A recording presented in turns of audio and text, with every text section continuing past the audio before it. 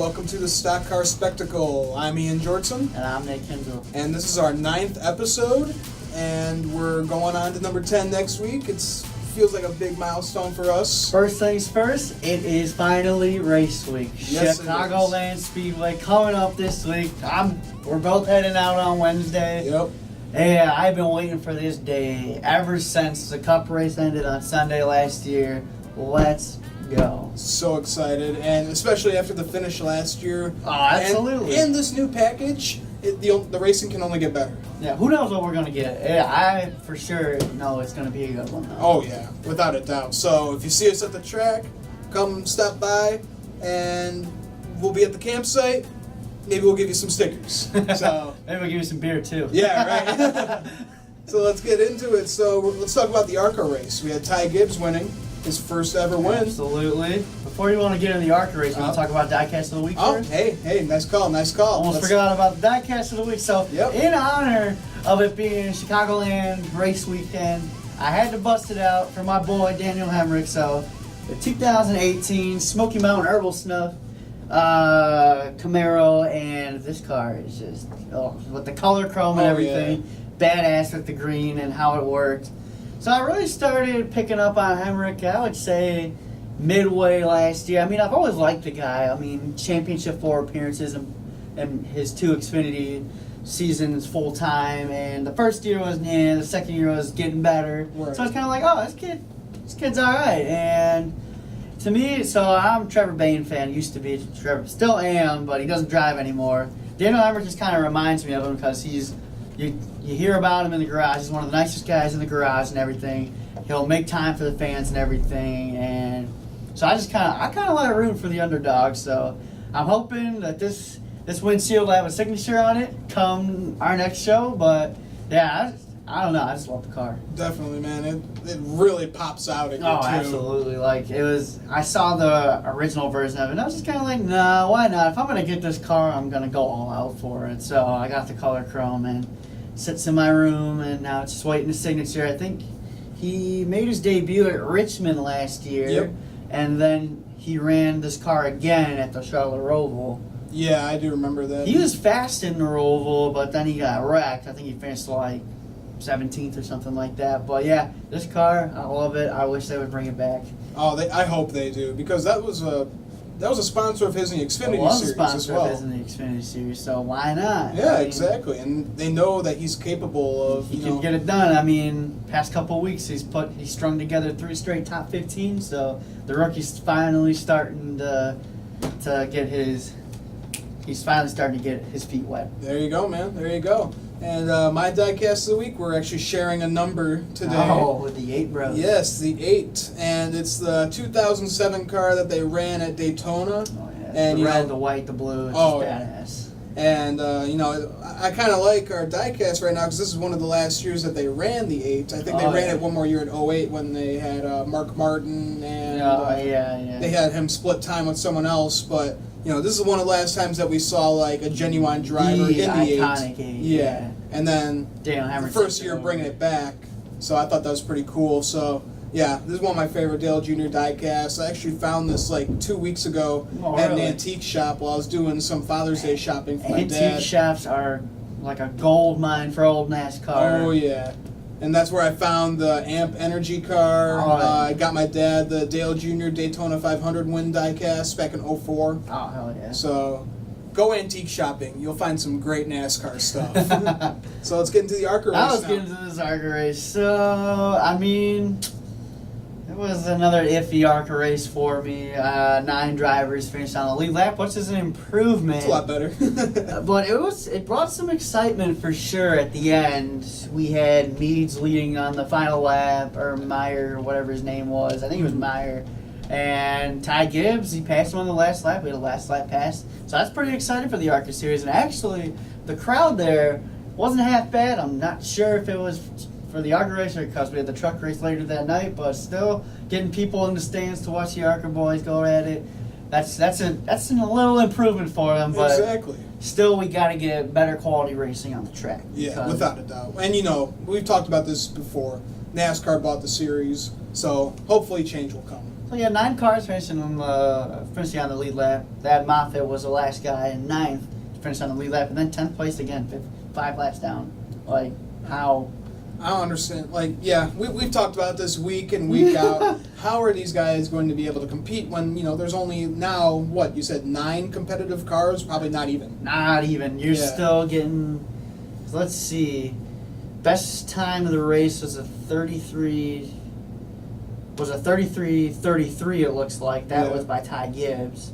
And let's see, we're 10th place, running 5 laps down, right at 33:87. So, I mean, the speed is there. It's just, I don't know. It's just maybe inexperienced of drivers still trying to get used to the tracks and everything. But 5 laps down, running in 10th place. Right.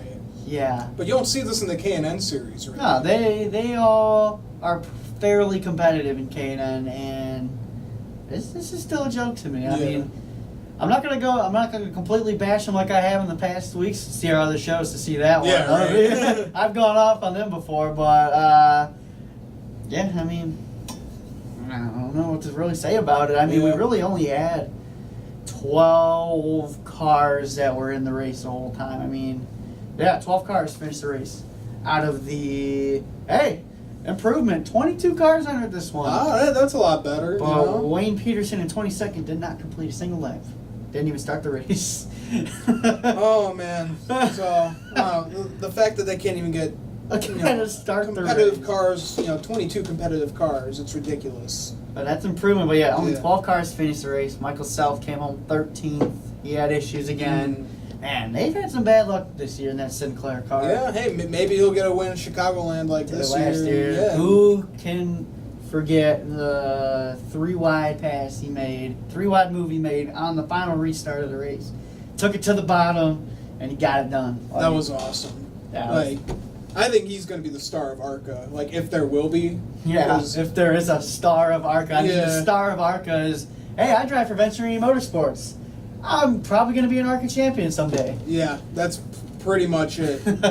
So, and then 16-year-old Ty Gibbs gets his first ever ARCA victory. And I raced with Ty on iRacing before, so it's really cool to see him. He's the grandson of the famous Joe Gibbs, so obviously he's going to get those amazing opportunities, and it kind of shows that he can actually drive those things too. He's just not one of those, just taking daddy's money. I mean, he's 16 years old. Give this kid some time to develop. It's crazy seeing all these young guns like when I talked to Trey Bain, the guy's 15 years old in high school. Yeah. He doesn't even have a driver's license yet, and this guy's driving race cars. Like, it's insane. It's insane. It's absurd to think of. Most of these people, they're starting when they're like 4 or 5. Yeah, I talked to him. He said he really found his interest in it when he was like 10 or something like that. Hell, he was like 8 years old when his brother won the Daytona 500. Right.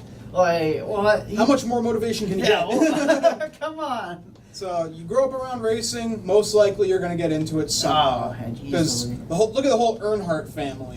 Like, goddamn, you even got Jeffrey running too. You got Jeffrey running some competitive Gibbs cars. And I think even Kelly Earnhardt, her daughter, she's running some racing. She drives the sprint cars, I think. Yeah, some kind of a dirt racing car. But the whole Earnhardt family is. Hey. That's what I love about NASCAR. It's just like there's so much family involved. You got the Bush brothers, you got Rusty and Kenny Wallace, who are completely opposite people. Which I want to talk about Kenny later. But all right, let's keep talking about this. So we finished up 9 cars finished on the lead lap. Absolutely ridiculous. Let's get into the truck racing. So I'm going to place a wager for Chicagoland this weekend. We'll make a little bet here. So I'm thinking we're going to a 1.5 mile racetrack. I'm thinking 6 cars. 6 is my over-under for cars that finish on the lead lap. Okay. So that's what I'm thinking. 1.5 mile racetrack.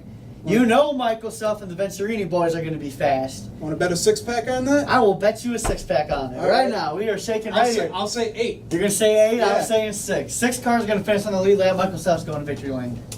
Hey, you know what? I don't know if I can disagree with you with Michael Self going to victory lane, so let's just keep the bet on the cars because Michael Self can dominate. Oh, he easily can. I'm thinking it's going to either be him or Christian Eckes. Yeah, I could. Is Riley Herbst running? I don't think they have an entry list out for that race yet. Okay. We'll probably get one later this week. Yeah. We'll probably see definitely on like either tomorrow or Wednesday. We'll get ourselves But yeah, Michael Self is probably going to be declared the winner. And so you'll hear about our bet, and you'll see who the winner is. You'll see who's going to be getting their beer. Who's got the 6-pack on their side of the table here. Yeah, right. Yeah, we'll place it right here and just drink it the whole show. Oh, yeah, absolutely. Just rub it in their face. So let's talk about Trucks at Gateway. Wow, what a race that was. Yeah, right. So, Mike Snyder, he looked pretty sporty in his return to his old truck. John Sauter with the suspension. He ran up in the Dells this weekend. He got beat by Ty Majeski, so yeah, he had a nice off week. Yeah. So why not do some more racing when you're suspended? Why not? So yeah, Mike Snyder looked pretty good. Shocker, Natalie Decker. Caution out for the 54 truck. I was shaking my damn head, man. I feel like whoever runs that DGR Crossley Twitter account has to just copy and paste.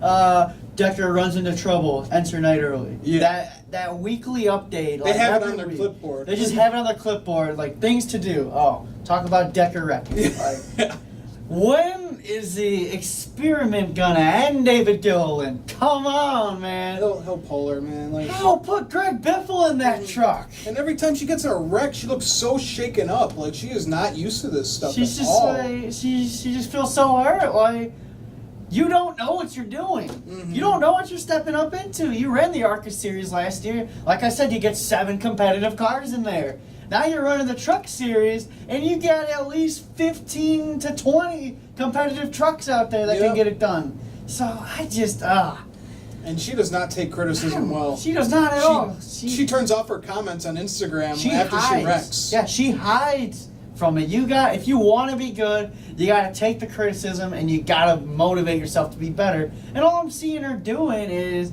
it doesn't look like she's ever in a simulator or anything. No. It doesn't look like she's taking that extra step. She's always like, she's always like working out. She's always working. Get your body fit, but that's not going to help you drive. It's like, that's like what I saw with Danica Patrick too. Like, she was like a fitness. She still is a fitness guru. But she did more of that training than actual like race car training. See, that's what I'm seeing with these women in racing nowadays. Like, Haley Deegan works out, but Haley Deegan also knows how to drive a race car. Yes, that's for sure. We'll get into that on the K&N recap here in a little bit. But yeah. I don't get it. Tony Breininger is another one. She drove for Venturini last year in that 55 car, and she was hell, man. She wrecked in qualifying at Chicagoland last year. She's in a 55 car. I mean, like, it's still a Venturini car, and here she is getting a lap like every 5 laps. She's going a lap down because she's just inexperienced. Yeah, even Leilani Munter. She was running Venturini as well, and she's been running Venturini for years until she finally retired, which is good. The only reason she had a ride was because of her sponsorship. Or the vegan power. That's just a bunch of garbage, man. Yeah, I pass fire. Look at this. Look at this. This is not vegan right here. Vegan power. The only thing vegan I drink is beer.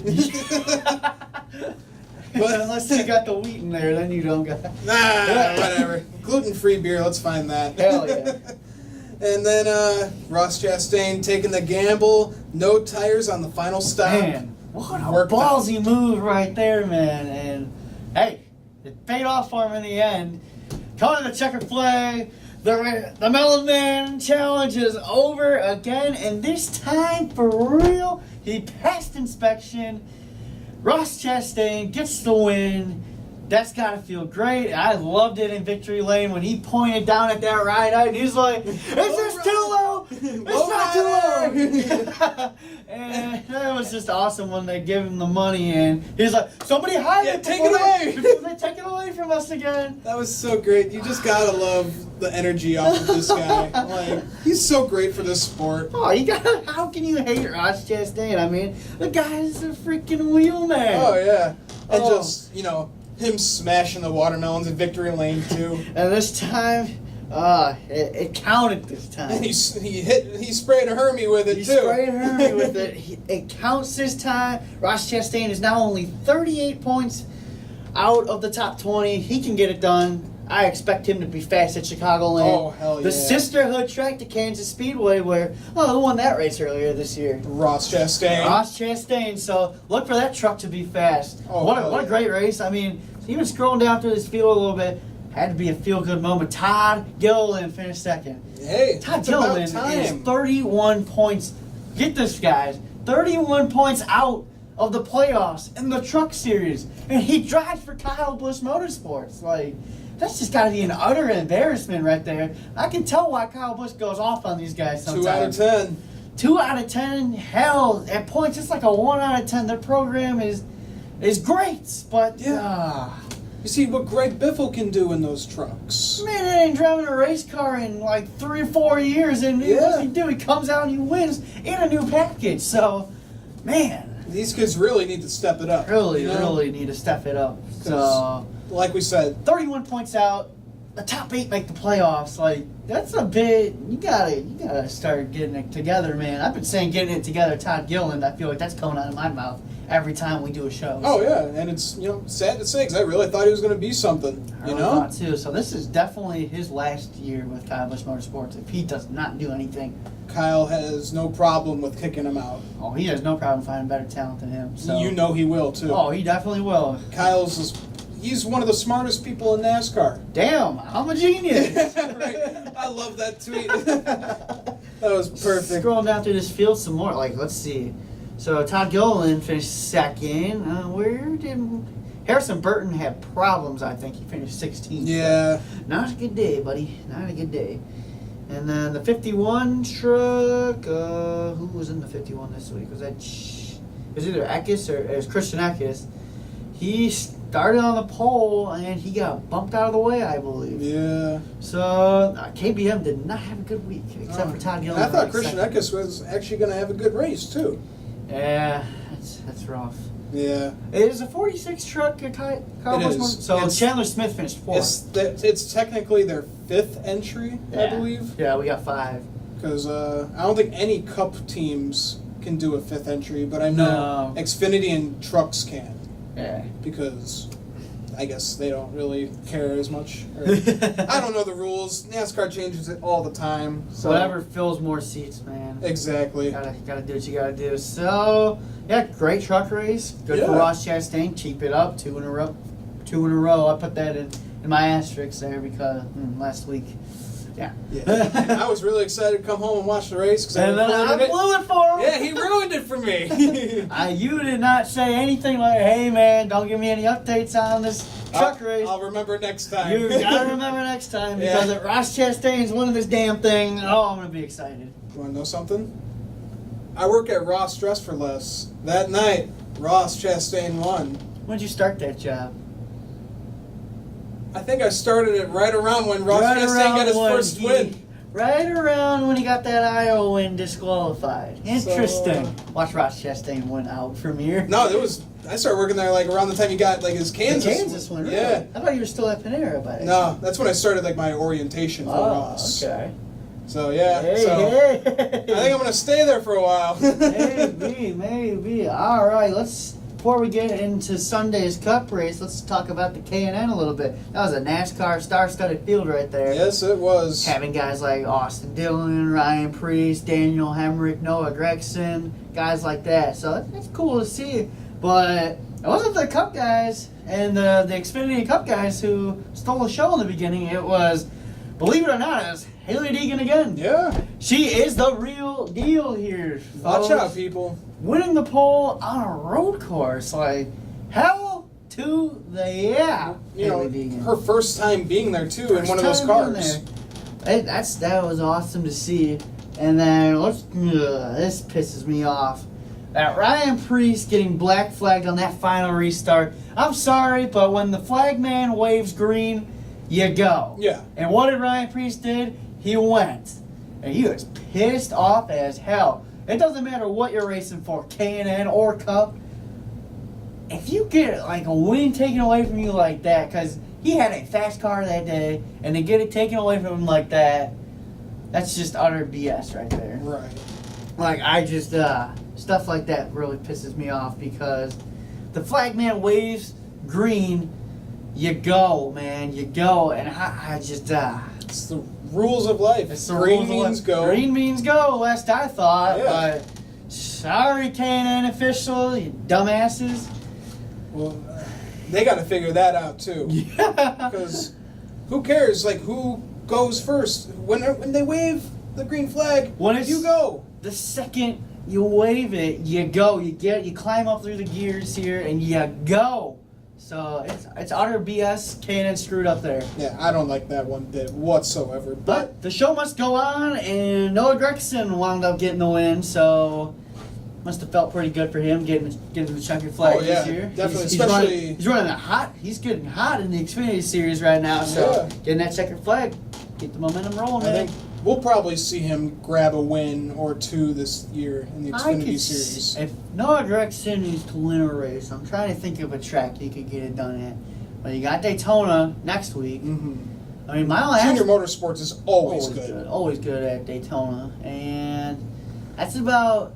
I haven't really found a Noah Gragson good track. Yeah. Except for Iowa. When I go back to Iowa, we'll be there. Yeah, we could see a Gragson get his first one there. So, who knows? Yeah, that'd be something. I mean, he got a win at Kansas last year in the Truck Series, so That could be another. mile and a halfs could be his thing. We just got to see him run them more and him get more used to this package in the Xfinity Series because it is a big leap from the trucks. I think he's adapting very well. Oh, yeah. He had a shaky start to the season, but I think he's really adapting well. I think he'll be right there in the end. He's going to be a Final 8 or whatever they do down there in the Xfinity Series. Oh, yeah. I think it's a stretch to name him top 4, but... It's a stretch to name him top 4 at this point, but hey, man, just go out there, prove me wrong. Exactly. I mean... That's all you can do. Exactly. That's all you got to do is just win. And it doesn't matter how you win them as long as you cross the finish line first. It doesn't matter how you got it done. It just matters how many at the end. There you go, buddy. All right, let's get into this Cup recap here. Yeah. It was a interesting Sonoma race, I'd say, for the fact that no cautions. Yeah, I was the only really cautions surprised. in that race were the stage breaks. You know, they could have called some cautions with some guys coming off the track. You had a lot of guys spinning, but we are at a road course. It's going to take like some guy hitting the tire barrier wall to bring something like that out. Right. So it was interesting to see, but early on, right off, Kyle Larson was your pole winner, and he just, I'm going backwards. 3 years in a row, too. 3 years in a row on the pole. I was thinking, we were talking last show. I was like, watch Kyle Larson be a factor, and I was like, oh, here we go, and then straight to the back he goes, and William Byron dominated stage 1. So fast. I thought he was actually going to win this race. He dominated stage 1, but something always goes wrong. Yeah, I feel like. he's got all that simulator time too. It's ridiculous. Oh yeah. So Byron went on to win stage 1, and then we had problems for Chase Elliott, but yeah, he went behind the wall, and that was his day. Yeah, I think he had electrical problems. Just Joey like Logano had Joey electrical did problems. So not a good day for those two guys. Not a good day But at all. they got wins already. They're locked in. So yeah. as a Harvick fan, who cares, Who man? the hell cares? Who cares? Because yesterday's race pissed me off as a Harvick fan. Jeez, like 18th the whole race, and by the end he's up in like 4th, and then just gets beat by DiBarito and Hamlin. And Matt DiBenedetto. Wow, finishing 4th, and he made a clean pass on Kevin Harvick for 4th as well. Holy cow! Like, I did not see that. And it's not like Matt DiBenedetto did this on strategy or anything. Matt DiBenedetto was fast this entire weekend. Mm-hmm. He was running. I think he got stage points in all 3 stages. He had himself a hell of a race, but good for them. I hope they keep the momentum up. I don't think you can really build anything. You can build, if you're his race team, you build something off of that, but questioning whether he's going to be a factor this year, I don't think you can build that off of one road course race. No, I don't think. It's a road course race. It's kind of like a wild card race. I don't think he's going to be in the playoffs Because I think he runs 4th at Sonoma, but we'll probably see him 25th, 26th at Chicagoland next week. Right. But hey, prove us wrong. Prove us wrong again, but that team's been making some strong strides this year, Yeah. I'd say. I was a little skeptical because he knows that Bell and Jones, one of those two might be taking that ride next year. One of the two could be taking that ride next year. So DiBarito's got to step it up or as they call him, Guido now, but it's D Burrito for life. Oh, D Burrito for life, man. So he's kind of got to get his performance getting up here. So I don't know, great run, but I don't think we can really make a good judgment off of just one road course race. Right. We really need to see how he does on the intermediate tracks. Intermediate tracks is where it's at. Yeah, because that's where we mostly compete with the Cup Series anyway. You only get 3 road course races a year, so you can't base your career off of that like Dinger did.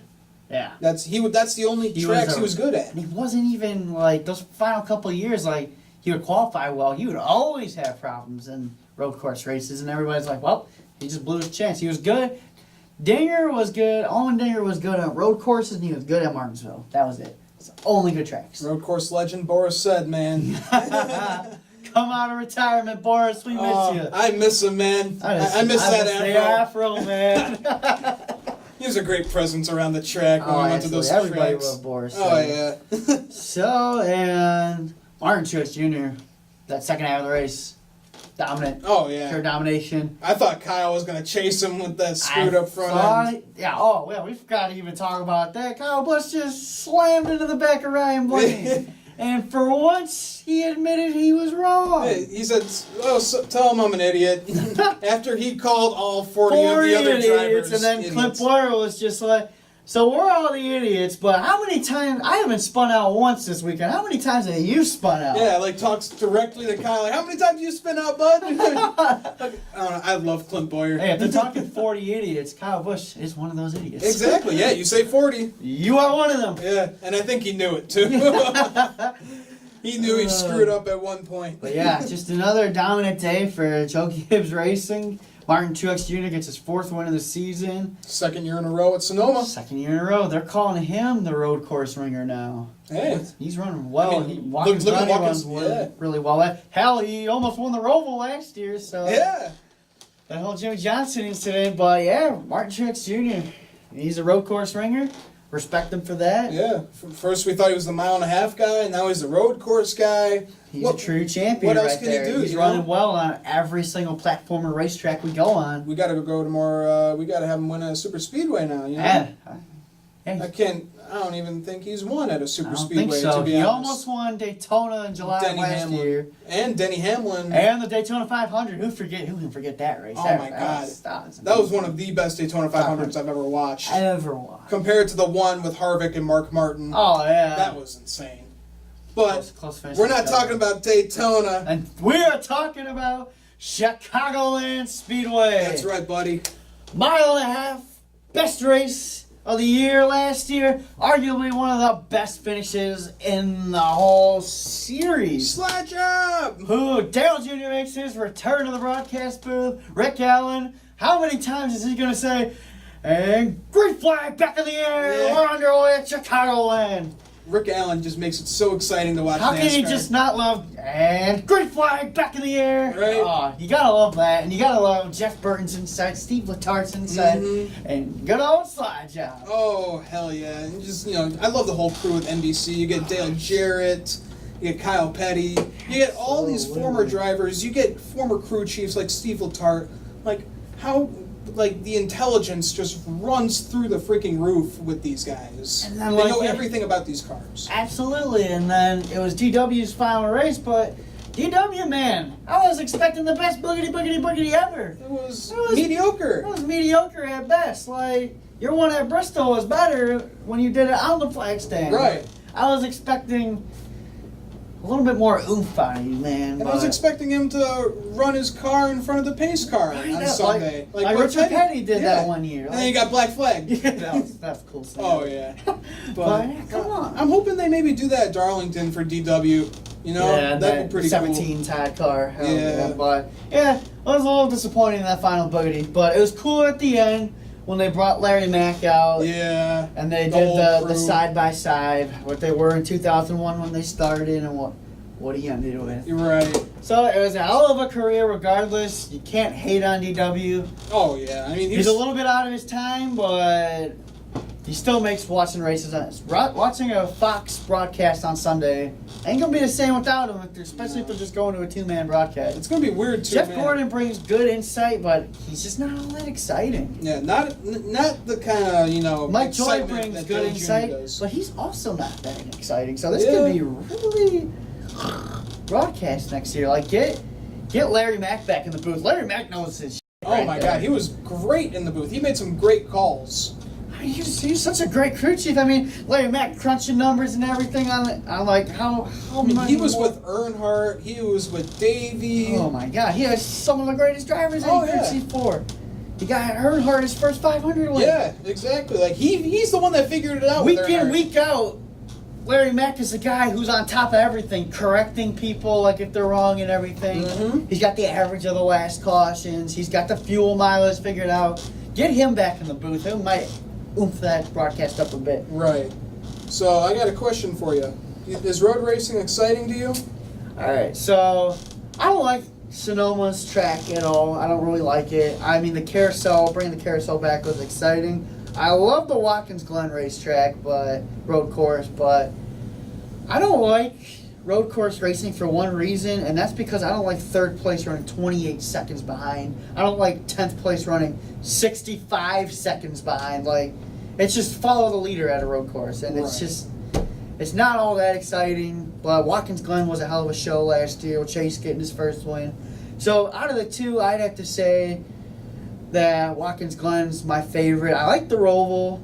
I want to give the Roval some more chances. It was interesting. They made the chicane wider. Yeah, I saw that earlier this week. But all in all, it's a mediocre race for me. I'm not, like we were talking about going to Road America. I'm just like, or I was talking about how I had to go to work and had to miss some of the Sonoma race. If it had to be one race, it would be a road course race because I don't like, they'll follow the leader.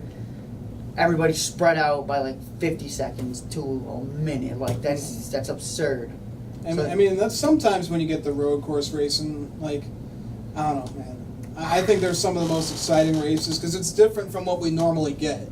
We're seeing some moves that we never see. Yeah, when though? You just really don't see many moves on a road course. I mean, you look back at the run with Marcos Ambrose and Brad Keselowski. Those are the good old days when the drivers thought they had to bang the hell out of a driver to pass them. But now that they got this, they know how to really pass them cleanly. It's just the excitement levels has gone down. I don't know. That's just my opinion. Right. Road course racing is... I don't mind missing road course race. I don't know. I saw it firsthand at Road America the past 2 years, and that was some of the best racing I saw. It's like a 4-mile road course, so like that's. We walked around the whole track like 10 times too, man. I don't know. You get so many different perspectives. That's just the thing that I hate about road courses. You can't see everything. You're not gonna be able to see anything. I mean, hey, same with Indy. You don't see everything. Yeah, we're gonna. Hopefully, when we go in September, I'll be sitting up in the tower. So yeah, so maybe you'll see everything. Maybe we'll get to see everything. But if not, then yeah, Indy's another track. I mean, but yeah, road courses, I don't mind them, but I don't really like them. Right. So that's my view on that. I gotcha. Alrighty. So let's get I'm gonna give you all 4 of my Chicagoland Speedway picks for this week. Starting with the pole winner. Pole winner for the Cup race, I am going to go on a limb and say it's either going to be Rowdy or, because Kyle Busch is really fast there. Mm-hmm. I think Kyle Busch is going to get the pole for the Cup race. Last year was Paul Menard, but let me get my race picks in. Thursday, it's going to be a battle between Eckes and Self. I think Michael Self's going to get his back-to-back wins at Chicagoland Speedway. And we go Friday truck racing. This is for you, Mike Gamble. This is my sister's boyfriend. I'm going to go Ben Rhodes to win the truck race on Friday night. And if he does, we're going to party. We are going to party either way, but if Ben Rhodes gets that dub, we might be getting blacked out. Yeah, sounds good. That's one way to do it. So I got Ben, because Ben Rhodes, I think he finished with the whole running out of fuel, Nemechek running out of fuel last year. Ben Rhodes was running third, and he finished second.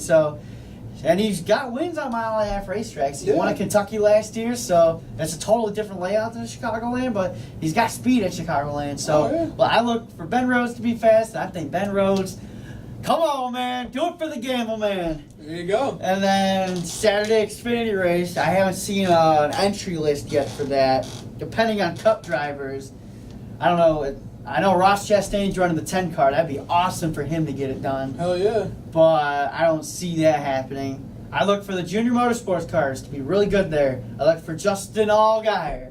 Justin Allgaier is my pick to win on Saturday. The Illinois man. The Illinois man, he got it done 2 years ago. That was phenomenal. I think, yeah, because Eric Jones hit the wall, blew a tire. Yeah. And then Justin Allgaier on the restart. And he won. So that's my pick for Saturday. And Sunday, I would love for this man to get it done, Daniel Hemrick, but I'm going to be a little bit realistic here. But who knows with the package? Sunday, a mile and a half with this package. I don't know. I really don't know. I would love for Kyle Larson to get a little bit of redemption from last year. Right. He loves this racetrack because he loves running the high part. Chicagoland, that's what you got to love about Chicagoland. It's a 3-groove racetrack. Mm-hmm. You can be fast on the bottom, you can be fast in the middle, but Kyle Larson is so fast on the top. I'm going to go for either Kyle Larson or Brett Keselowski to get it done this weekend. And to add on to that, Larson, he did win the Xfinity race last year. He did win last year in the Xfinity Series, and a close third. I hate to say it, close third, Kyle Busch. Yeah. Hate to say it, but I would love to see Larson get it done or Brett Keselowski because he's got 2 wins there. So I'd like to see one of those 2 get it done. All right. But I'd like to see this guy get it done. Because I'm going to tell you right now. Number 8 car goes victory lane. I don't care if it's fuel mileage. I don't care what it is. If that 8 car crosses the finish line first, good luck trying to get me to go to bed that night. Yeah, right? It's going to be a party all night, man. It's like when Dale Jr. won at Michigan in 2012 to break the streak. They're going to Junior Nation's going to party like it's 1999. Right. Well, Daniel Hemrick Nation over here, this guy's going to party. Oh, man, that's going to be exciting. But, yeah, I look for Keselowski, Larson, and underdog pick Daniel Hemrick right here. Hell yeah. I like the picks. So for my pole pick, I think Kyle Larson's going to get it done. I think he's going to start in the front row. Kyle versus Kyle show again? Yeah, I think so. And then, and then I think maybe Brett Keselowski will maybe grab second, start on the front row with him. And then we got, so Thursday, my pick, we already said before, Michael Self. You said, I think the only competitive cars are going to be Michael Self and Christian Eckes. Yeah, absolutely. Yeah. Then for the truck race. We'll get to see Natalie. Yeah, Natalie's racing. Is she gonna wreck? Yeah, we'll see about that. Truck race. I'm going for Harrison Burton's first win. Harrison Burton. Yeah. Wow. I'm going on a limb here. I want to see him get his first win. I'm going out on a limb. You're going out on a limb. Yeah. Let's do it. Xfinity Series Day, Saturday. It really just all depends on the entry list. Yeah, it really what does. Cup drivers are driving that race? But Xfinity pick, if I have to go, I would probably say Cole Custer. I think he's going to get it done. Christopher Bell's probably going to be really fast because he likes the top of the racetrack. And I think, we were talking about him earlier. I think Noah Gragson, maybe he's got some, momentum from his Sonoma win. Absolutely. Maybe he might get it done at Chicagoland. Hey, who knows? I want to see him climb the fence, man. Maybe he might puke, too. So I heard he puked at Sonoma this weekend, too. He puked again because he puked after his first truck win at at Martinsville. That was funny as hell. And Kyle Busch just patting his back. Yeah, buddy. That was great. That was awesome. Yeah, so, and then, who I'm going for Sunday. Yeah. Who do I have on? Who doesn't have a win yet? I want to see Harvick win in person for the first time ever. And I want to see him get his first win. It would be nice for him to break this long winless streak he's on right now. Right? Absolutely ridiculous. And I know there's still going to be a party if Kevin Harvick wins because my girlfriend Jess, big Harvick fan. My dad, big Harvick fan. The guys we camp next to, big Harvick guys. So it's going to be a party either way. I got my people. You got your people, man. Yeah. Come find us. Campsite L42 through 45 at the Chicagoland Speedway. Geico Lakeside camping. It's off the backstretch. If you see us out there, come stop by, say hello. We'll give you some beer, and we're going to party. Hell yeah. That sounds good to me. So, yeah, this is going to be our show. We'll let you know on Twitter, Instagram if we're alive enough to do a show next week.